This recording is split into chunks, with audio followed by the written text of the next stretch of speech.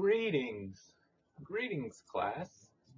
My name is Robert Babridge, and I'm your instructor for this online American government course.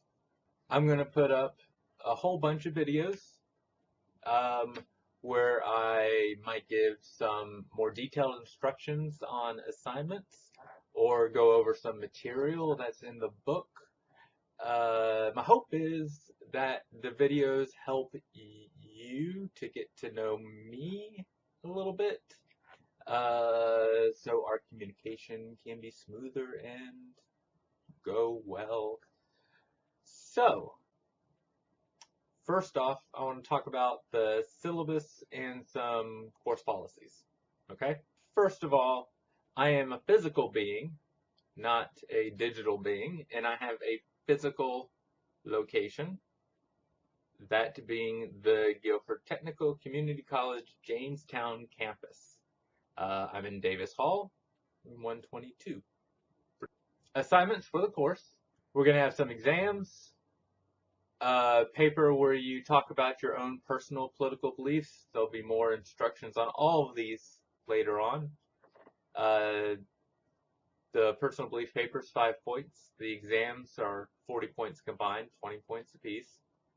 A public opinion paper, which will ask you to research some issue, look at Americans' opinions on that issue, and see how you can connect American public opinion to the issue to actions taken by politicians on said issue. There will be weekly reading quizzes. The quizzes will relate directly to a chapter in the book. Here's the book, We the People. There are words inside. Open it up and read them. The weekly reading quizzes will correspond directly to the info that's in this book. All right. For those quizzes, you'll get one shot to do them, and then that'll be it. One shot to get it right. At the last bit of the semester, I'll be throwing out a bunch of Supreme Court cases. We'll be reading them together in the virtual world and discussing them, and then there'll be a test on the Supreme Court cases. Now, Moodle posts, forums are going to be the primary way that we interact with each other in the class. That is how I know, one of the main ways I'll know if you're engaging, paying attention, things like that with the class. A couple of things I want to note about the course and about the Moodle posts. We will at times be discussing sensitive subjects, controversial issues, things that people have strong beliefs on. That's great. Wonderful. I love it.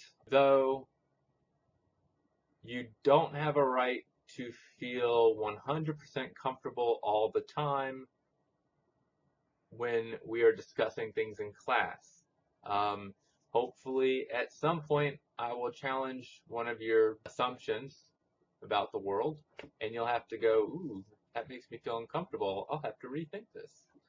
Come to the same conclusion you did before? Wonderful. Change your mind? Wonderful. As long as you thought about it, that's great. The one other thing about Moodle posts, you can see me talking at you right now. You can hear the tone in my voice, see the sparkle in my eye, the way my mouth is smiling, my hand gestures. All of these things tell you something about what I'm saying and how I'm saying it. Am I upset? Am I mad? Am I happy, excited? Am I angry at everybody? Do I think you're stupid? Those ideas are conveyed not just in words, but in body language and tone of voice. Forum post, you don't get any of that. You get words on a page. What this does mean is that when you are reading somebody else's post, read the post assuming the best intentions of the person writing it. I'll give you a real quick, for example, all right? A year ago or so, I posted an article and made a few comments on Facebook. The article was written by a professor at West Point, and it was a little bit critical of some of the academics at West Point. I tried to convey in my comments about the article that everybody in this country deserves a top-notch education, and that if there are problems with the military academies or deliver on its promises, we need to look into that, and we need to take it seriously, because we should not be screwing our military personnel. To me, that seemed kind of obvious. It seemed like a okay thing to say. There are some parts of my wife's side of the family who are way gung-ho, conservative military people. Their daughter goes to West Point. These are people that really love America. I don't know what to say. I love our country. But there seemed to be in this post, they read a thread of criticalness of the military. And they jumped on me and were very upset. And I would basically destroy Sarah's cousin's entire educational career at West Point via my post on Facebook. That's not at all what I was intending to do.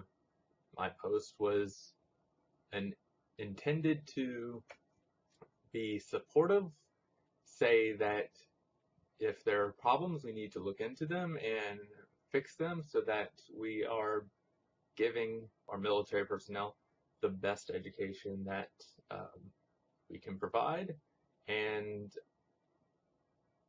that got totally misconstrued. I had good intentions. I was not trying to be soldiers are terrible, rawr, the military sucks, I hate everybody, everywhere. I was trying to find ways to be supportive, but it was read with bad intentions, and they read it as a liberal attack on the military. What I'm getting at here is that was an example where I had good intentions. I posted something, I thought everything looked pretty good, but it was completely misread, and there was consternation. When you're reading somebody else's post, to get around back to it, don't assume the worst, always assume the best. That way we can have a productive discussion. Thanks. I think that covers a couple of the very important policies I want to get across. I'll talk about more things and assignments and more videos. Toodles.